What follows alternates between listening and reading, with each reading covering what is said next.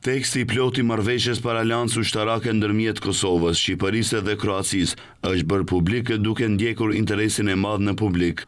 Ka pasur reagime të shumta nga Serbia për këtë marrëveshje, duke cilësuar se është shkelje e marrëveshjes nën rajonale për kontrollin e armëve nga viti 1996. Por zyrtarët e Kosovës, Shqipërisë dhe Kroacisë kanë mohuar se kjo marrëveshje është e natyrës armiqësore për fqinjet. Në nenën e parë e marrëveshjes parashikohet promovimi i kapaciteteve mbrojtëse dhe bashkëpunimi për industrinë përkatëse, duke eksploruar zhvillimin dhe blerjen e kapaciteteve mbrojtëse ndërmjet të zgjidhjeve të bashkëpunimit të shumëkombësh për të rritur gatishmërinë e forcave tona ushtarake. Në nenën e dytë kërkohet rritja e përpjekjeve për të investuar në teknologji dhe inovacione të reja, ndërsa neni vijues parashikon kundërpërgjigje ndaj kërcënimeve hibride, duke përfshirë kërcënimet e kibernetike, fushatat e dezinformimit, si dhe ndikimin dashakesh të huaj që mund të kompromentojë ose të ndikojë në sigurinë kombëtare dhe rajonale.